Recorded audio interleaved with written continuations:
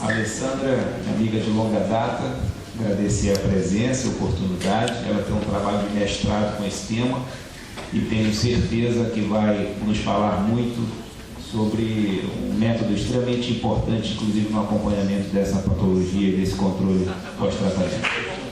Queria agradecer, estou voltando um pouquinho à sociedade depois de tanto tempo. A gente vai falar um pouquinho do caso que a gente viu, foi a Paulo Doppler no acompanhamento evolutivo da endoprose de aorta abdominal, onde estamos e não podemos evoluir. A história do Paulo Doppler na cirurgia de aorta abdominal se confunde um pouquinho com a história da cirurgia de aorta abdominal, com a correção do aneurisma de aorta. Nos últimos 10 anos, a gente teve uma mudança radical na proposta cirúrgica dessa patologia. Isso aqui é uma cirurgia aberta de aorta abdominal. Eu lembro quando eu precisei desses slides, eu tive que ficar quase uns 6 meses atrás do ar para ele receber essas imagens. A gente não conseguia ver isso mais. E atualmente, vamos lá. E a cirurgia endovascular, hoje em dia, não existe mais discussão. Acho que a grande maioria dos cirurgiões é a primeira alternativa para todo mundo. E a gente não vê mais nenhuma briga em congresso falando em que está indicando, né? Mas essa cirurgia, ela implica em complicações. Ela leva às oclusões, tortuosidades, migração da endoprótese, a dissecção, fratura e principalmente as endolites dos vazamentos. E com isso a gente tem que ter protocolos rígidos de controle de pós-operatório desses pacientes, com exames de imagem, eu estou meio confusa com o meu mouse. Com 30, 6 e 12 meses no primeiro ano, de 6 em 6 meses no segundo ano, e algumas escolas acham que pode passar para um exame ano a partir daí. As tortuosidades, elas são decorrentes daquela mudança da morfologia do saco aneurismático após o selamento do aneurisma. A gente consegue ver isso com ultrassom, twist entre os ramos para a morfologia mudada, de ver oclusão de ramo, endoprótese com ramo ocluído. A gente consegue ver dissecções, endoprótese distal com a dissecção trombosada proximal. Esse é o corte transverso, o corte longitudinal e aqui o corte transverso. E a gente consegue ver, avaliar, isso aqui ninguém vê, as endotenções. A endotenção, a gente vai ser um diagnóstico de exclusão para a gente consegue, a definição dela é a persistência de pressão elevada no interior do saco aneurismático, que para a gente, na prática clínica, vai se representar com o crescimento do saco aneurismático após o implante de uma endoprótese, sem detecção de endolíquido por nenhum método de imagem. Então, é aquele paciente que é o calcanhar de Aquiles de todo cirurgião vascular, está vendo o aneurisma crescer e não sabe de onde está vindo. Então, a gente tem a Doppler negativa, a gente tem a tomografia negativa, a radiografia negativa, e o nosso paciente está sem controle. Nossa preocupação hoje em dia, eu faço isso, acho que o primeiro exame de Doppler que eu fiz para a endoprótese foi em 2000, talvez. A gente não sabe muito bem, estava procurando. E a gente viu muita fratura, muita desconexão no início. Eu não vejo isso mais. Eu só faço o exame de endoprótese agora. O que eu consigo achar ainda são os endolíquios, né? As fraturas, os líquidos relacionados às próteses estão cada vez sumindo mais, graças a Deus. Então, a preocupação, nosso foco hoje em dia tem sido os endolíquios de aorta, que o White definiu em 97 para a gente uma persistência de fluxo fora da endoprótese e dentro do saco aneurismático. Isso em imagem é isso aqui. Tem o saco aneurismático, uma endoprótese e um grande líquido aqui proximal, uma endoprótese com líquido, 2 dos ramos da prótese, aqui a gente tem um fluxo de colo que é o endolíquido, as imagens da prótese, o saco aneurismático e esse pontinho vermelho aqui também, o endolíquido. Para a gente relembrar um pouquinho, os endolíquidos eles podem ser do tipo 1, o tipo 1A está relacionado às conexões proximais da endoprótese, o tipo 1B aos ramos de conexão distal e o tipo 1C relacionado ao plug de obstrutor dessas endopróteses. A gente consegue ver bem isso na coluna Doppler.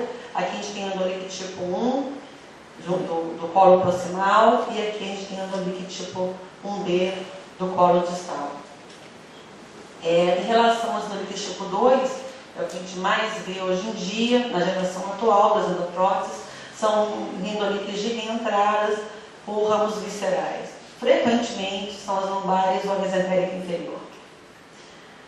Aqui a gente consegue ver uma boa correlação do endolique tipo 2, a gente vê a imagem do ecocolor e a imagem da tomografia, são muito parecidas, a gente consegue ver bem.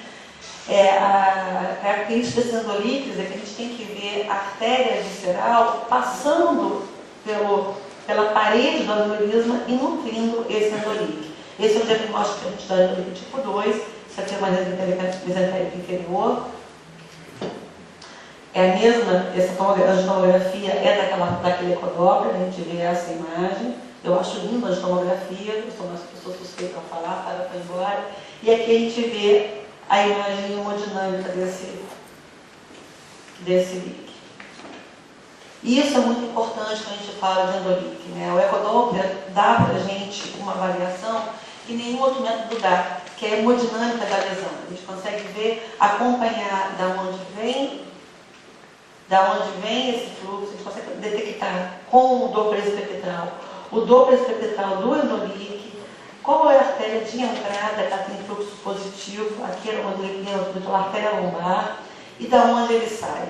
A gente sabe que os endolíquidos, eles formam, às vezes, canais de fluxo dentro do saco aneurismático, e esses canais de fluxo, eles passam pelo saco aneurismático sem aumentar esse saco aneurismático. A gente vai falar um pouquinho mais disso depois.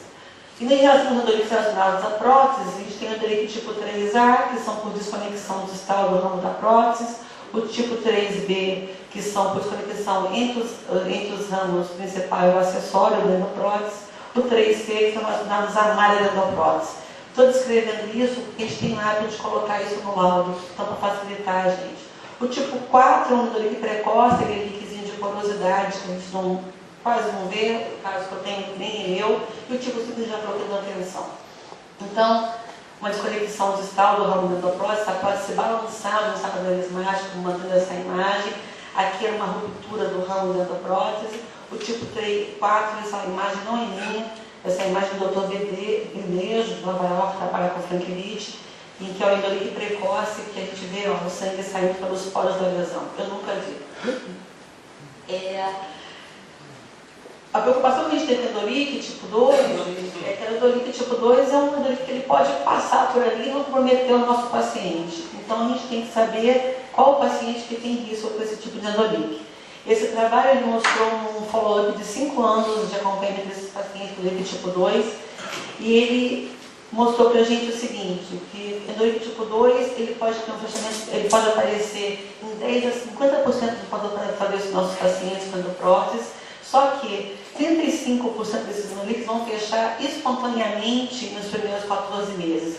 E quase 75% deles vão fechar espontaneamente em 5 anos. Então, será que o Doppler pode predizer para a gente qual o endolíquido que vai fechar? Esses autores fizeram trabalhos, são trabalhos até já antigos que dizem que sim. A gente tem pouca experiência com isso. Mas o que a gente sabe é que endolíquidos com esse padrão bidirecional de fluxo ou padrão monofásico, eles têm uma tendência a selamento espontâneo maior do que esse endolíquido de padrão bifásico, que ele tem uma onda proximal diferente. E o que a gente sabe é que endolíquido com velocidade de fluxo sistólico maior que 100 centímetros por segundo são endolíquidos que normalmente evoluem para a malignidade desse líquido. Essa aqui é uma retirada de endoprótese, aqui a gente vê um fluxozinho de artéria entrante. Então, o que a gente quer quando a gente vê um padrão nesse exame? A gente quer saber o saco residual. Todo mundo me pergunta, como é que está? Se ele estiver menor ou igual, a gente vai acompanhar. Ninguém vai interferir no endolíquido tipo 2 quando está alterando o diâmetro do nosso saco aneurismático. E se ele estiver maior de 5 milímetros ano, isso é para a gente uma farmácia de tratamento, o paciente vai evoluir para a embolização ou para uma retirada de endoprótese. Hoje em dia, cada vez mais tratamentos são endovasculares, graças a Deus. Então, a gente erra quanto? O ecocolor tem a grande limitação, né? Tem limitação barriga. A gente erra quando a barriga é ruim, a gente erra quando a gente não consegue ver, e a gente erra quando a gente pensa que vê. A gente pensa que vê. Adoro, né? A gente pensa que vê quando a gente tem reverberação de imagem, sugerindo endolíquido proximal, isso aqui é uma prótese. A gente pensa que viu um endolíquico quando tem uma artéria justa ao saco anelismático, mas essa artéria não penetra no saco anelismático. E a gente pensa que viu, quando a gente tem, às vezes, faz um exame muito precoce nesses pacientes de endoprótese, a gente já tem o sangue não coagulado no saco anelismático e essa pulsatilidade da aorta acaba fazendo um balanço desse sangue. Normalmente essa imagem não se repete e esses exames não têm Doppler positivo. Essa é a diferenciação para a gente. Então a pergunta para mim sempre é essa: qual o diâmetro máximo da aneurisma e se tem vazamento? Ninguém me pergunta mais nada quando eu falo de endoprótese. E a gente tentou ver se o ecodoppler podia ser viável para isso. A gente começou a fazer esse trabalho em 2000, não lembro. Eu lembro que eu voltei dos Estados Unidos em 99 e a gente já teve 3 pacientes lá, foi a primeira implantação do próximo serviço que eu estava, e eu achei o pós-operatório desses pacientes uma maravilha. Eu fazia terapia intensiva, estava acabando, começando a largar a terapia intensiva nessa época, indo para a geologia direto, e a gente lembrava do pós-operatório de aorta com plaqueta, respirador, noite no sono, amina, e eu vi 3 pós-operatórios de aneurisma que os pacientes estavam comendo no dia seguinte. E aquilo me encantou. Eu fiz o primeiro exame desses 3 pacientes lá e eu voltei encantada com o método. Eu conversei com a Arno, acho que em 3 dias a gente estava começando a produzir essa tese. Ela começou em 2000, ela foi defendida no final de 2002, 2003. E a proposta inicial, a gente pegou 30 pacientes e comparou com a tomografia helicoidal. Naquela época, a gente teve uma sensibilidade de 88%, com uma especificidade de 94% desses pacientes e um valor preditivo positivo de 80% e negativo de 97%. Isso era importante para a gente. A gente teve uma acurácia dos exames de 94%. Desses resultados, a gente teve 94% dos pacientes com exames coincidentes. A gente teve a mesma resultado de exame de tomografia com a color Doppler.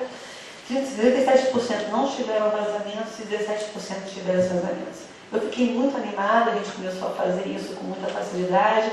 Eu continuei acompanhando esses resultados até 2007. Aí a gente parou de comprar a tomografia, que o Arno praticamente na época parou de fazer tomografia para os clientes, continuou só com o ecocolor Doppler. E até 2007 a gente tinha 144 pacientes desses exames de ecocolor Doppler realizados em pacientes com endoprótese de aorta. E a gente tinha uma contagem de 16%, uma broca de endolíquica. Em 2007 o primeiro filho nasceu, eu parei de fazer essa tabela, mas a gente deve estar hoje com 250 pacientes realizados de ecocolor Doppler. A gente pode, então, hoje em dia, comparar essas imagens no museu, substituir a tomografia pelo ecocolor Doppler. Esses autores, todos, na época, nós tínhamos só esses trabalhos publicados em 2003, foi feita uma análise combinatória que falava que 95% desses exames tinham sensibilidade em relação à tomografia computadorizada, com uma acurácia de 93% dos exames. Isso, até hoje, está em muita discussão. Eu peguei uma segunda meta-análise de 2006, e a gente consegue ver que a sensibilidade em 39, já eram 39 trabalhos, caiu muito, e a acurácia estava de 91%.